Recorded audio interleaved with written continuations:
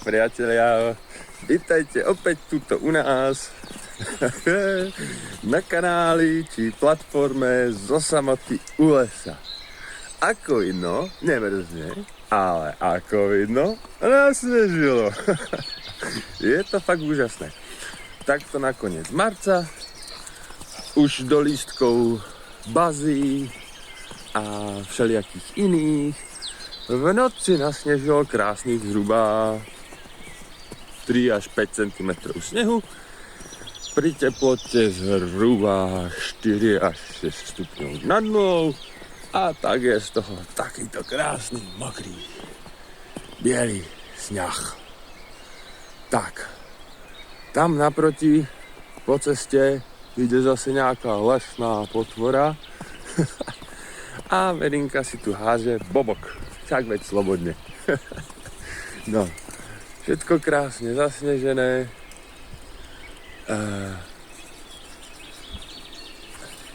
Černica už tiež raší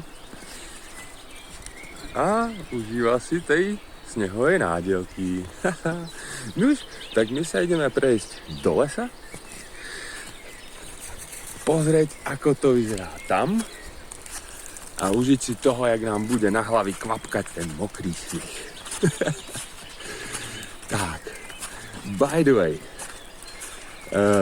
rozbehol som experimentálne zase ďalšie pivko, tentokrát brezovníkové, s prhlavou a zárušníkom.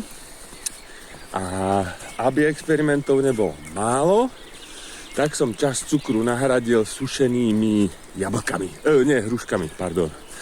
Sušenými hruškami, takže to je také pivo. Nie pivo, zase, ale keďže dostalo aj droždie, tak bude snáď živé, kvasné a funkčné ako všetky tie predtým, čo som vyskúšal. Tak. No a pre teraz to teda strich. Tak a sme tu, v zelenom údolí. Verinka beží. No, Verinka je tu. Áno. A v zelenom údolí je takto.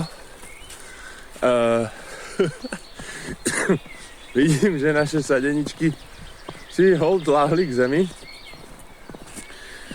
A bude to teda ešte zajímavé. Lebo je toho snehu fakt aj dosť, čo? No, on je ešte kúsok vyššie od nás. Tak tu je snehu fakt, že snehu. Škoda, že som si nevzal sánky, ešte som ich mohol previesť. No, nicmenej, tu, kde som včera zberal zádušník, po ňom nie je ani stopy. A tu, kde som včera zberal prhlavu, to pivko, tak tiež nie je ani stopa po prhlave. Takže super. Máme tu taký malý reset. Všetky rastlinky sú teraz pod snehom. A to je ináč aj zaujímavé pozorovať, že tu, niekde býva vlastne najteplejšie, tak nejak, tak teraz keď snežilo, tak sa tu toho snehu chytilo vlastne akoby najviac. Pričom predtým pršalo všade, ale tu je sneh proste fakt krásna vrstvička, nádhera, je to vidieť aj tuto, aha, je ho dosť, fakt, Zajímavé zistenie. Takže tu, kde máme živo a fajne, tak sa zrazu chytilo viac snehu.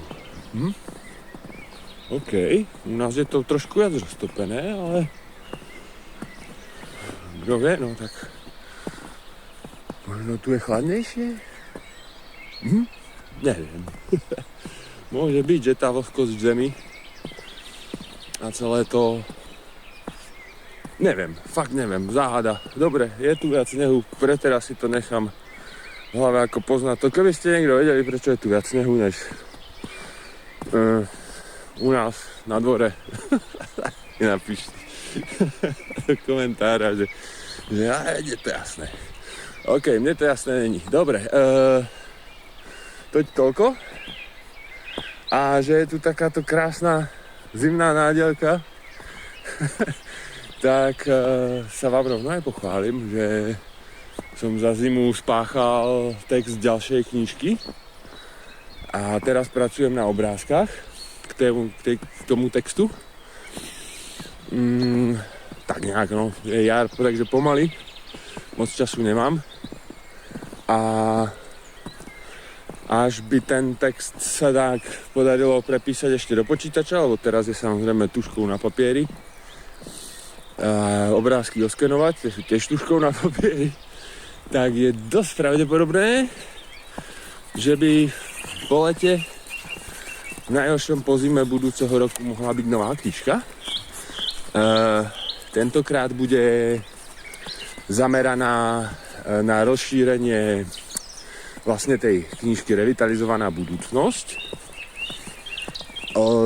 A ide o to, že vlastne pre vás všetkých, čo ste ju čítali, tak v druhej časti, ktorej sa venujem už samotnej mäkkej metóde a prechodu k tej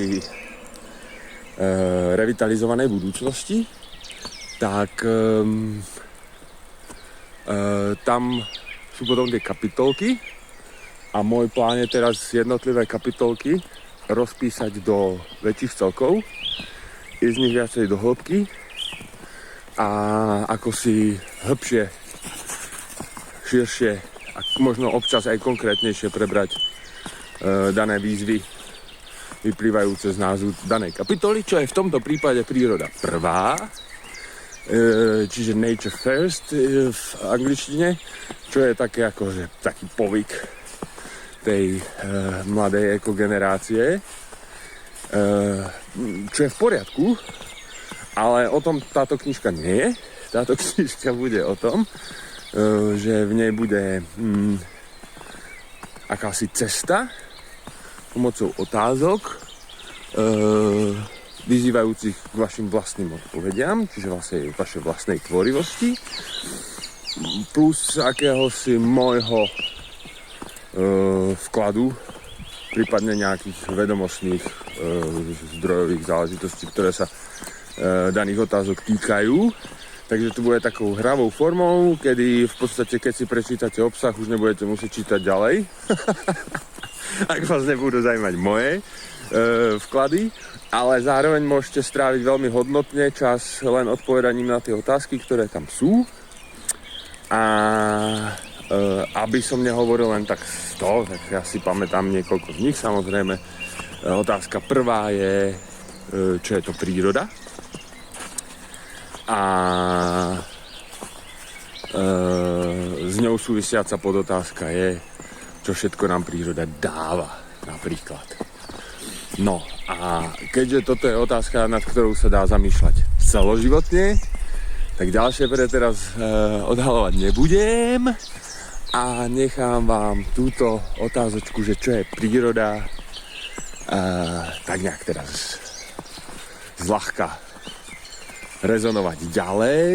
Rozmýšľajte o nej, prosím, čo je príroda.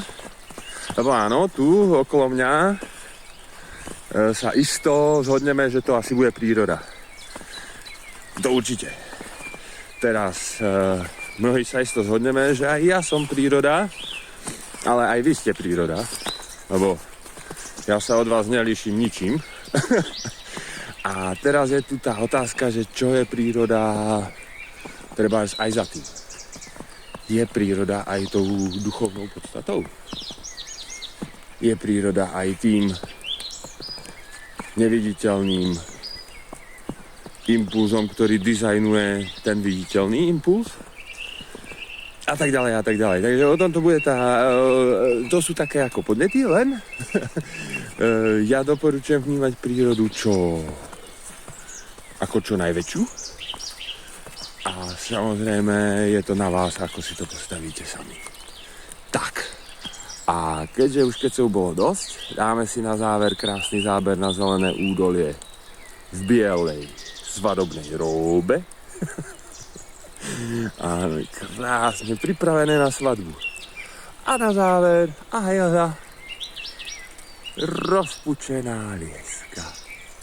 Majte krásny čas, plný pohody, lásky, kľudu a revitalizácie vôkol i v nás. Pa, pa.